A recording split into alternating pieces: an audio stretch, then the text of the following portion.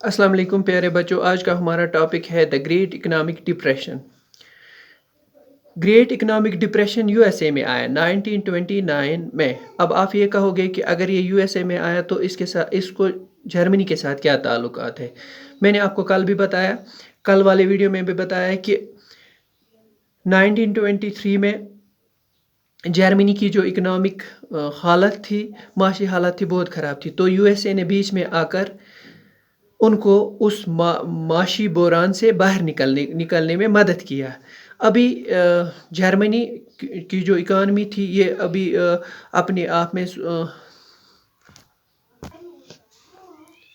ابھی جرمنی اپنی economic crisis سے باہر نکلنے کی کوشش ہی کر رہا تھا، تو یو ایس اے میں گریٹ اکنامک ڈپریشن آیا 1929 میں۔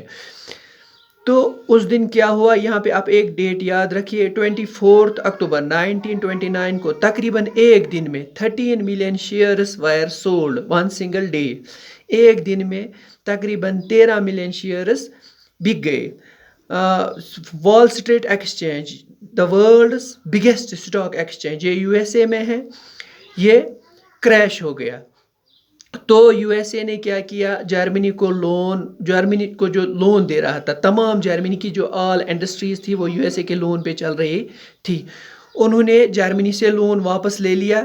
اس طرح سے جرمنی پہ دا گریٹ اکنامک ڈپریشن کے بہت سارے اثرات پڑے۔ آیا تو تھا یہ یو ایس اے میں، مگر کیونکہ یو ایس اے جرمنی کو ہیلپ کر رہا تھا اکنامک کرائسس سے باہر نکلنے کے لیے، تو اس کے اثرات ڈائریکٹلی کس پہ پڑے؟ جرمنی پہ پڑے، کیونکہ جرمنی کی ساری انڈسٹریز جو تھی وہ یو ایس اے کے لون پر چل رہی تھی، تو لون واپس لے لی گئی۔ جب ورلڈ کی سب سے بڑی یعنی اسٹاک ایکسچینج، جس کو ہم وال اسٹریٹ ایکسچینج کہتے ہیں، یہ کرش ہو گئی تھی، تو یو ایس اے میں ہے، تو وہاں کے لوگوں میں ٹینشن آ گئی، اور اپنے سارے شیئرز، لوگوں نے جو شیئرز وہ اس پہ انویسٹ کر رہے تھے، کس پہ؟ وال اسٹریٹ ایکسچینج پہ، انہوں نے اپنے سارے شیئرز بیچ دیے۔ تقریباً میں نے پہلے بھی بتایا، یہ 13 ملین شیئرز ایک ہی دن میں، ایک سنگل ڈے میں، اتنے بیک وقت اتنے سارے شیئرز بیچنا، تو اسی سے گریٹ اکنامک ڈپریشن کی شروعات ہو گئی۔ یو ایس اے کی نیشنل انکم ہے وہ آدھی ہو گئی، بہت ساری فیکٹریز یو ایس اے میں بند ہو گئی، اور یہاں کا یو ایس اے میں جو ایکسپورٹ تھا وہ کم ہو گیا۔ People Vadra the money from market, لوگوں کو اب لوگ ٹینشن میں آ گئے، ان کو خوف لگا، تو انہوں نے سارا پیسہ مارکیٹ سے نکالنا شروع کیا۔ اب ہم دیکھیں گے اس کے امپیکٹ جرمنی پہ کیا پڑے۔ سب سے پہلا امپیکٹ یہ ہے کہ انڈسٹریل پروڈکشن ڈکریز ہو گئی۔ اگر ہم 1932 کی بات کریں گے یا 29 کی بات کریں گے، 1932 اگر دیکھیں گے 1929 کے مقابلے میں انڈسٹریل پروڈکشن تقریباً 40% کم ہو گئی۔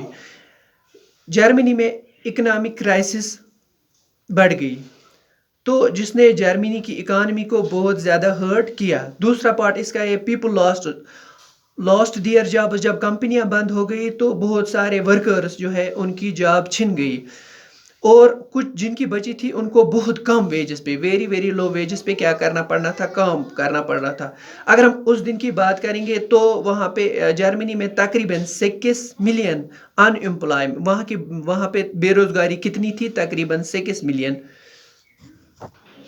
ہاں، اس کے بہت سارے اثرات عام لوگوں پہ پڑے، کیونکہ جو یوتھ تھا وہ کرمنل ایکٹیویٹیز میں انوالو ہو گیا ان امپلائمنٹ کی وجہ سے یا بے روزگاری کی وجہ۔ میں نے آپ کو یہاں پہ بتایا کہ تقریباً 6 ملین، 6 ملین لوگ بے روزگار ہو گئے، اور جو یوتھ تھا وہ نوجوان تھے وہاں کے، وہ کرمنل ایکٹیویٹیز میں انوالو ہو گئے۔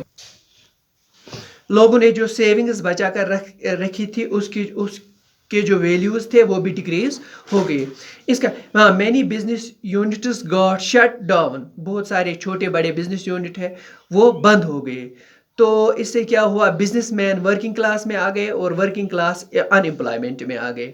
اور ایک اور وجہ اس کی یہ بھی ہے، پرائس آف کراپس، یہ بھی ایگریکلچر پرائسز تھی یہ بہت زیادہ گر گئی، تو مشکل سے کسان اپنے بچوں کا پیٹ بھرتے تھے۔ اس سے لوگوں میں بہت زیادہ خوف و دہشت، اکنامک کرائسس سے، اکنامک کرائسس کریٹڈ ڈیپ انیگزٹی، ناراضگی اینڈ اور بہت خوف لوگوں میں پیدا ہوا۔ یہ سب خوف یا یہ انیگزٹی، ان کو ناراضگی، ان کو کس کے خلاف؟ انہوں نے اب حکومت کے خلاف یہ اپنی ناراضگی، اس ٹائم وہاں پہ بھی مرس ریپبلک تھا۔ آج کے لیے اتنا ہی کافی، شکریہ۔